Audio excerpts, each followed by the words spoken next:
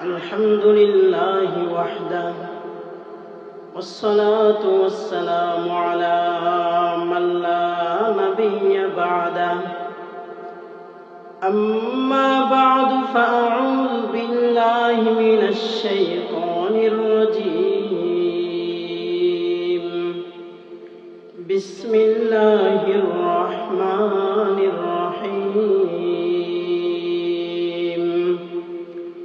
ظهر الفساد في البر والبحر بما كسبت أيدي الناس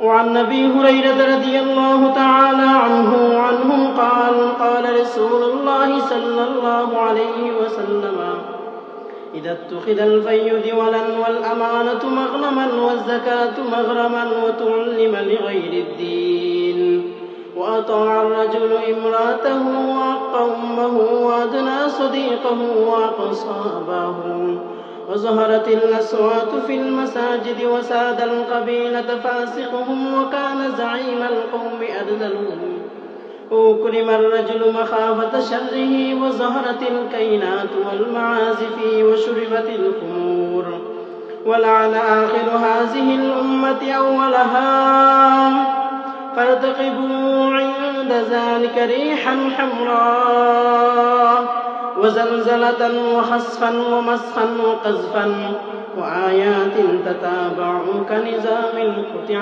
سلكه كتتابعا أو كما قال سيدنا رسول الله صلى الله عليه وسلم بارك الله لنا ولكم في القرآن العظيم ونفعنا وإياكم بالآيات والذكر الحكيم نحن الذين بايعوا محمدا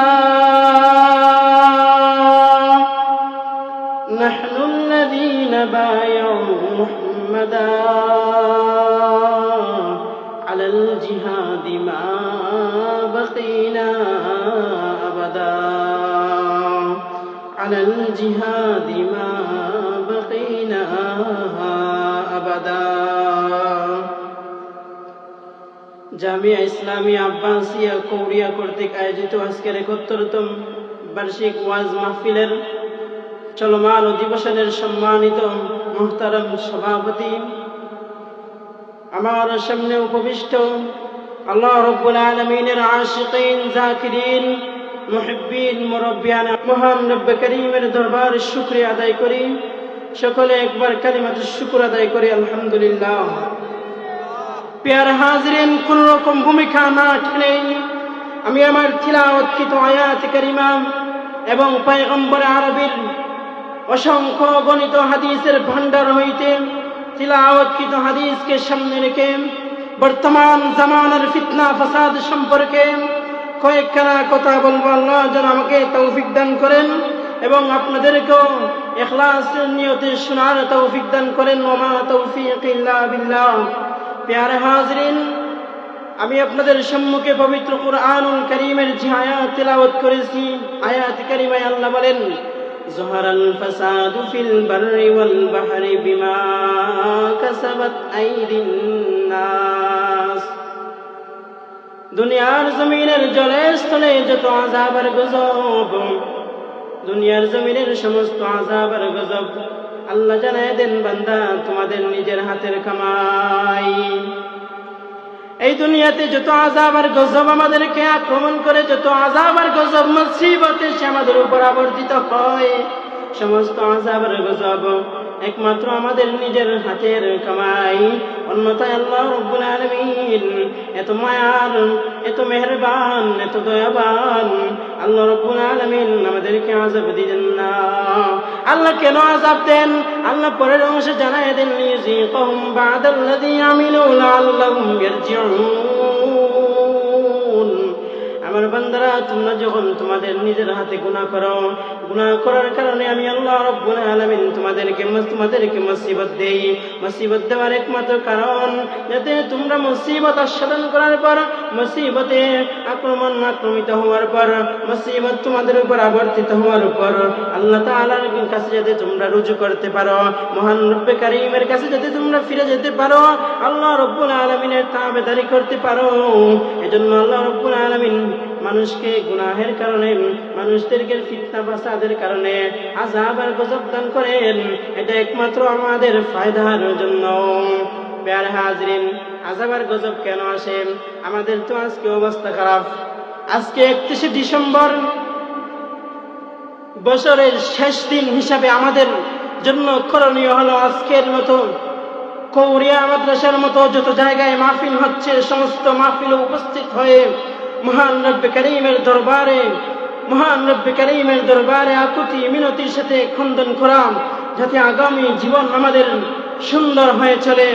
কিন্তু মুসলমান বর্তমান রাষ্ট্রীয় বাধা থাকা সত্ত্বেও ঢাকা খুলে দেখুন, ফেসবুক খুলে দেখেন, ইন্টারনেট খুলে দেখেন, আজকে ঢাকার মধ্যে রাত 12টা হওয়ার আগেই ফিতনা ফাসাদের সময় আজকে আতশবাজির নামে বন্ডামি করা হচ্ছে। আমাদের মধ্যে আযাব আর গজব কেন দিবেন না আল্লাহ রাব্বুল আলামিন? ও মুসলমান, রাষ্ট্রীয়ভাবে বাধা বিপত্তির ফরম আজকে আতশবাজির কারণে পাখিগুলো নিজের মধ্যে শান্তিতে থাকতে পারছে না। কেমন করে মুসলমান তুমি শান্তিতে থাকবে?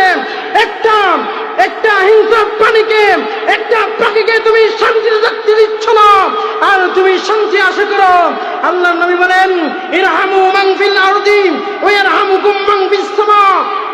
দুনিয়ার মাখলুকাতের উপর রহম করো, আসমানওয়ালা আল্লাহ তোমার উপর রহম করবেন।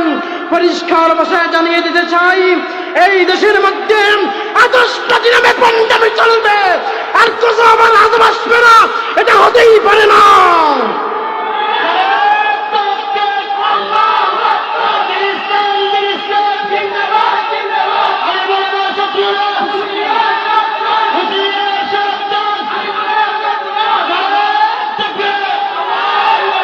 প্যারে হাজরিন, আতশবাজি নামে বন্ডামি 31শে ডিসেম্বরকে কেন্দ্র করে যত রকমের বেহায়াপনা, যত রকমের অশ্লীলতা এই বাংলাদেশে চলছে, সমস্ত অশ্লীলতার বিরুদ্ধে আলেম ওলামা রুখে দাঁড়াবেন।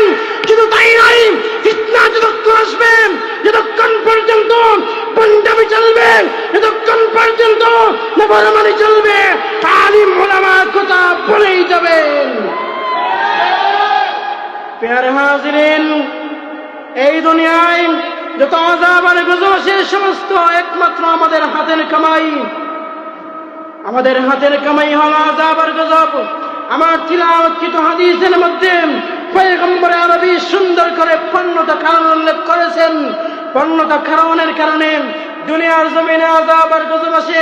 মিশকাত শরীফ 2য় খণ্ড, বাবু আশরাতিস সাআ, কিয়ামতের আলামত সংক্রান্ত হাদিসের অধ্যায়ের মধ্যে 5441 নং হাদিসে নবী জানিয়ে দিয়েছেন, যদি এই 15টা ফিতনায়, যদি এই 15টা বেহায়াপনায় তোমরা লিপ্ত হও, হাল্লা বিহাল বালা তোমাদেরকে, মুসিবত বালা আক্রমণ করবে। বালাকে আমার তেলাওয়াতকৃত হাদিসে নবীজি বলেছেন, ও খাসফান মাসখান কাসফান। আসুন এই 15টা খারাপ কি সংক্ষিপ্তে আমরা একটু আলোচনা শুনবো।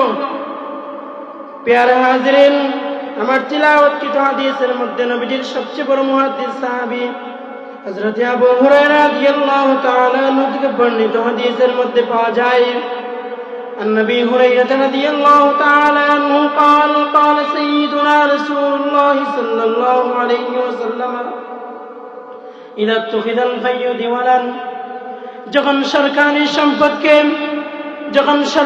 সম্পদকে যখন জনগণের সম্পদকে নিজের সম্পদ মনে করবে, যখন জনগণের সম্পদকে সরকারি কোষাগারের সম্পদকে নিজের সম্পদ মনে করবে, আমার নবী জানায় দেন আযাব আর গজব আসবে, কোনো সন্দেহ নাই। আসেন দ্বিতীয় কারণ নবীজি কি বলেন? ইযা তুখিলাল ফাইয়ু দিওয়ালান ওয়াল আমানাতু মাগনামান। আমানতকে গনিমত মনে করবে, আমানতকে গনিমত মনে করবে। আমার নিকট গচ্ছিত আমানত আমি খেয়ানত করে ফেলব। আমানতের খেয়ানত কিভাবে হয় লম্বা চড়া আলোচনা গত উলামায়ে কেরাম করেছেন। আমানতের খেয়ানত আমরা করব, যখন আমানতের খেয়ানত করব তখন আযাব আর গজব আসতে থাকবে, কোনো সন্দেহ নাই। আমানতের খেয়ানত কেমন করে হয় সেটাও রাষ্ট্রীয় জীবন থেকে নিয়ে আপনার 3.5 হাত জীবন পর্যন্ত, আপনার বডির জীবন পর্যন্ত আমানত রয়েছে, আমানত দেওয়া রয়েছে।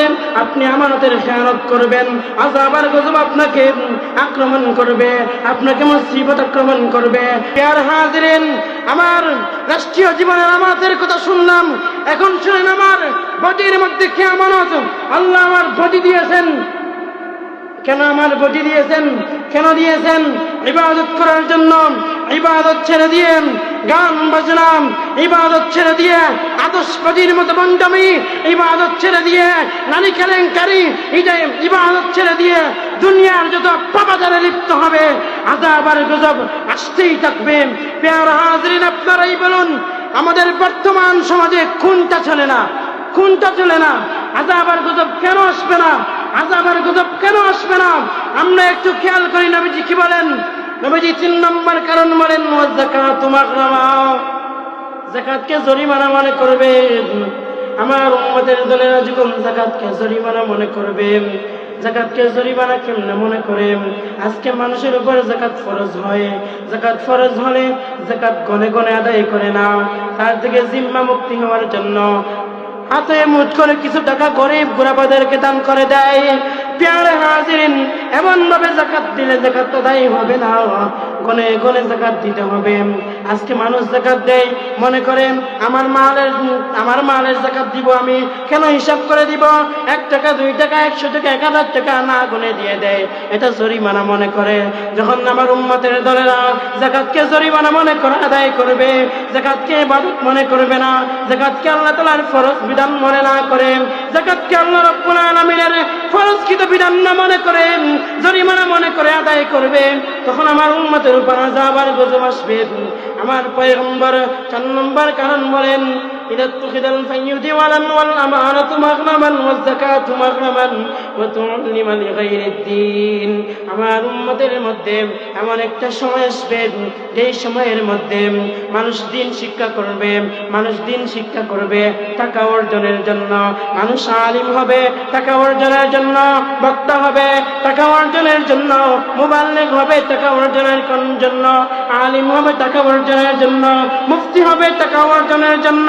এমন নিয়ত যদি কোনো বান্দার থাকে, এমন নিয়ত যদি কোনো বান্দার থাকে, এমন নিয়ত যদি কোনো মুফতির থাকে, এমন নিয়ত যদি কোনো আলিমের থাকে, এমন আলিমের কারণে, এমন মুফতির কারণে, এমন মুহাদ্দিসের কারণে, এমন বক্তার কারণে দুনিয়ার জমিনে আযাব আর গজব আসবে, কোনো সন্দেহ নাই।